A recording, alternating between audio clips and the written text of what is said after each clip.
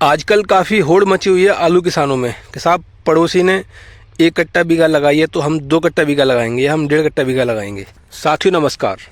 आज की वीडियो में हम बात करेंगे आलू की फसल से एक अच्छी पैदावार कैसे निकाली जाए। क्या कुछ ऐसे तरीके हैं जो एक अच्छी पैदावार दिलाने में हमारी मदद करेंगे, और क्या ज़्यादा खाद लगाने से हमारी पैदावार बढ़ती है क्या। काफ़ी किसान भाई मैंने देखे हैं जो 2 कट्टे DAP प्रति बीघा के हिसाब से लगा रहे हैं इस साल। अपने यहाँ की अगर मैं बात करूँ जिला संभल की, तो साथियों आपको जानकर हैरानी होगी, 2 कट्टे प्रति बीघा के हिसाब से DAP लगाई जा रही है, मतलब कि 100 किलो प्रति बीघा में। ठीक है ना।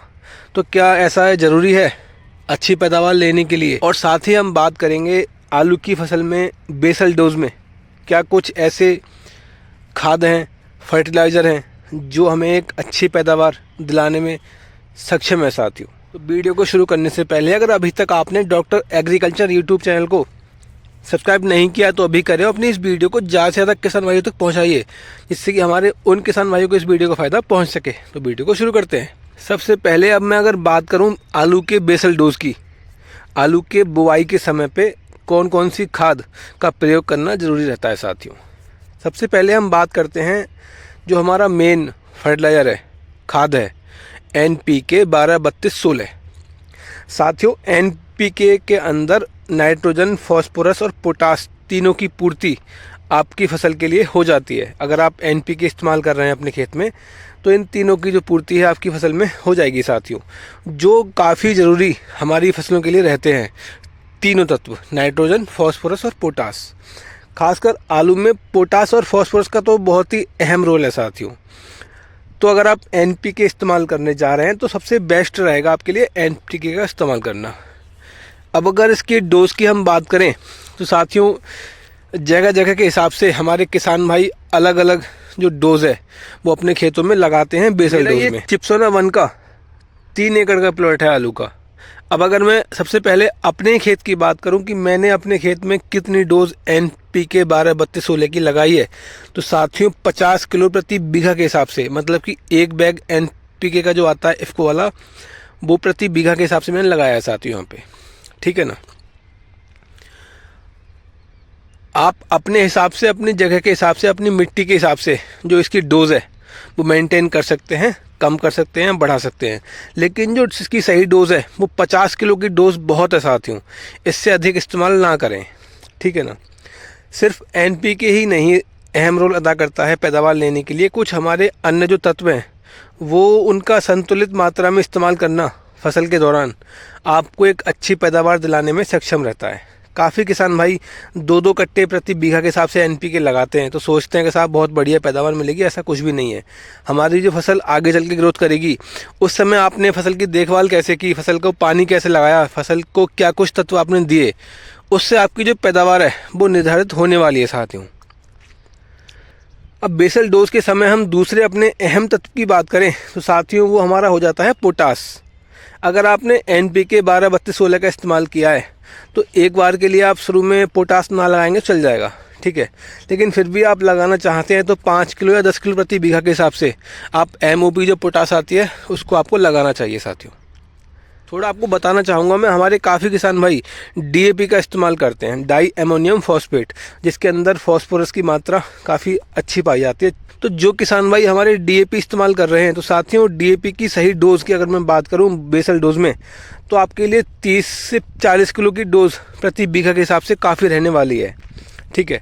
और यहाँ पे ध्यान रखने वाली बात एक ये है कि अगर आपने DAP का इस्तेमाल किया है तो साथियों MOP का इस्तेमाल करना बिल्कुल भी ना भूलें। पोटास का जो लाल पोटास आती है अपनी 20 किलो प्रति बीघा के हिसाब से आप DAP के साथ में बेसल डोज में पोटास को ज़रूर लगाएं, तभी आपको आलू के जो कंद है मोटे दिखाई देंगे, आगे चल के चमक बढ़िया मिलेगी। DAP में पोटास की मात्रा नहीं पाई जाती है, इसलिए हमें अलग से खेत में पोटास देनी पड़ेगी। तो 20 किलो बीघा की जो डोज है पोटास की वो काफ़ी रहने वाली है। अब हम आलू बुआई के समय देने वाले कुछ अन्य जो खाद है हमारे उनकी बात करें तो साथियों आप बोरोन का इस्तेमाल कर सकते हैं। जो बोरोन आता है शुरुआती चरण में देने वाला, खाद के साथ मिला के लगाने वाला, तो आप बोरोन ले सकते हैं अपने खेतों में। ठीक है। जो अपने कार्बन जनित खाद होते हैं, देसी खाद जिसे बोलते हैं, जैसे शक्तिमान कंपनी की ऊर्जा हो गई, इफ्को की सागरिका हो गई, आप उनको भी ले सकते हैं यहाँ पे। तो ऐसे जो अन्य तत्व हैं इनको भी आप साथ में लेना चाहिए आपको। साथियों, आलू बुआई के समय सल्फर का इस्तेमाल करना भी आपके लिए काफ़ी लाभदायक रह सकता है। ठीक है, नीचे से लगने वाली फफूंद जनित जो रोग होते हैं हमारे, उनमें सल्फ़र बहुत ही अहम रोल अपना अदा करती है उनको रोकने में। तो सल्फ़र का भी इस्तेमाल आप ज़रूर करें। जो अपनी सल्फ़र आती है बेंटोनाइट सल्फ़र 1 किलो प्रति बीघा के हिसाब से। साथियों, अब अगर हम बात करें क्या ज़्यादा खाद लगाने से जो हमारे किसान भाई काफ़ी 2-2 कट्टे प्रति बीघा के लगाते हैं डीएपी या एनपीके, क्या उनकी जो पैदावार है उनको बहुत अच्छी मिलती है? साथियों, ऐसा बिल्कुल भी नहीं है। ठीक है, ज़्यादा खाद लगाने से जो डीएपी है या पोटास है या एनपीके, इनका ज़्यादा मात्रा में इस्तेमाल करने से सबसे पहले जो साइड इफ़ेक्ट है, जो हमारी मिट्टी है वो साथियों बंजर होने की कगार पे आने वाली है, यूँ समझ लीजिए आप। ठीक, दूसरी बात यह है, मैं आपका ही एग्जांपल लेता हूँ। आपको खाने के लिए कोई बढ़िया सा भोजन दिया जाए आपको, ठीक है, आप एक लिमिट में ही उसको खाएंगे, चाहे कितना भी अच्छा भोजन हो, कितना भी अच्छा हो। ठीक है, तो साथियों पौधे हमारे एक लिमिट तक ही तो लेंगे हर चीज़ के लिए। ज़्यादा आप उसका इस्तेमाल करेंगे तो उसका कोई आपके लिए लाभ नहीं मिलने वाला। एनपीके 12-32-16 या डीएपी की जो सही डोज है वो साथियों 30 से 40 किलो प्रति बीघा के हिसाब से काफ़ी है। ठीक है, अधिकतम अगर आप जाना चाह रहे हैं तो 50 किलो लास्ट मान लीजिए आप। इससे ऊपर जो डीएपी है, एनपीके है, इनको ना लगाएं साथियों बिल्कुल भी। आजकल काफ़ी होड़ मची हुई है आलू किसानों में कि साहब पड़ोसी ने 1 कट्टा बीघा लगाई है तो हम 2 कट्टा बीघा लगाएंगे या हम 1.5 कट्टा बीघा लगाएंगे।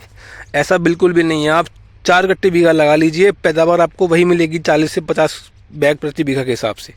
ठीक है ना, सिवाय आपका जो पैसा है वो बर्बाद जाएगा, आपका कोई आपको लाभ नहीं मिलने वाला। तो जो संतुलित मात्रा है अपने खादों की वो आपको देना चाहिए। मेरी सलाह आपको यही रहेगी साथियों। 30 किलो बहुत है, लास्ट है। 30 किलो से लेकर 40 किलो प्रति बीघा के हिसाब से आपकी जो खाद की मात्रा है एनपीके की या डीएपी की, वो साथियों बहुत अधिक है, काफ़ी है। अगर आपको आगे चल के फसल दिक्कत में दिखाई दे रही है, दम तोड़ती हुई मालूम पड़ रही है, ठीक है ना, तो साथियों 5 किलो या 10 किलो प्रति बीघा के हिसाब से आप अपने फसल पे करीब 60 दिनों पे जाके एक बार ऊपर से जो एनपीके है या डीएपी है उसका जो छिड़काव है वो आप कर सकते हैं साथियों, यूरिया के साथ मिला के। तो वो आपको जो फसल आपकी दम तोड़ेगी तो उस समय पे आपको उसका पूर्ति आपको मिल जाएगी साथियों। ठीक है, अगर हम बात करें हमारी आलू की फसल से अच्छी पैदावार कैसे कैसे ली जाती है, या क्या कुछ ऐसे जो हमारे कार्य हैं निर्भर करते हैं एक अच्छी पैदावार लेने के लिए। सबसे पहला जो कार्य है, अपने खेत की जुताई आपको इतनी बढ़िया तरीके से करवानी चाहिए कि एकदम मिट्टी एकदम बिल्कुल बारीक भुरभुरी हो जाए साथियों। ठीक है ना, जुताई काफ़ी अहम रोल अदा करती है आलू की फसल से अच्छी पैदावार लेने के लिए। दूसरा जो रोल है अपना वो अदा करता है साथियों आलू की क्वालिटी, मतलब कि आलू का जो बीज आपने डाला है खेत में वो आपको कैसी क्वालिटी का बीज मिला है आपके लिए। ठीक है, अच्छा बीज आपका होगा तो कम रोग आएंगे खेत में, एक अच्छी पैदावार आपको बहुत ही कम खर्च पे देखने को मिलेगी साथियों। अब अगर मैं बात करूं अपने तीसरे रोल की, तो साथियों सिंचाई बहुत ही अहम रोल अदा करती है आलू की फसल में। संतुलित सिंचाई, ज़्यादा ना कम ना ज़्यादा अधिक, ठीक है, बहुत ही हिसाब की जो सिंचाई है आपको अपने खेत में करनी चाहिए साथियों। हिसाब का पानी अगर आपके खेत में लगेगा तो आपको बहुत ही कम खर्च में एक अच्छी पैदावार देखने को मिलेगी। हिसाब से आप अपने खेत में जो आलू की सिंचाई है उसको करवाते जाएं, आपको निश्चित ही एक पैदावार बढ़िया देखने को मिलेगी साथियों। आलू की अच्छी पैदावार लेने के लिए चौथी जो रोल अदा करता है साथियों वो है समय पर स्प्रे। खाद वगैरह का जो पूर्ति है वो, या फंगीसाइड दवाएं हैं जो हम लगाते हैं, या कीटों की द्वारा अपने पौधों की रक्षा करना, समय समय पर अपने खेत को आप देखते रहें साथियों। फंगीसाइड या कीटनाशक या फफूंदनाशक, इन सभी का जो कॉम्बिनेशन है बना के समय समय पर अपने खेत में छिड़काव करते जाएं। इससे एक हमारे जो फसल को एक अलग ही ताकत प्रदान होती है साथियों। तो ये भी एक अहम रोल अदा करती है आलू की फसल से अच्छी पैदावार लेने के लिए। तो सबसे अहम बात ध्यान में रखनी है वो साथियों सही समय पर आलू की बुआई कराना। ठीक है, काफ़ी किसान भाई लेट आलू की बुआई कराते हैं, फिर जिसके चलते उनको एक समय भरपूर फसल को नहीं मिल पाता है, पैदावार भी कम देखने को मिलती है और आलू सड़ने की भी शिकायत कई बार आ जाती है। उस टाइम आलू गर्मी में पहुंचता है इसलिए। ठीक है, तो आलू की जो बुआई है आपको समय पे करानी चाहिए साथियों। वीडियो में बस इतना ही, मिलते हैं आपसे अगली वीडियो, तब तक के लिए धन्यवाद, नमस्कार।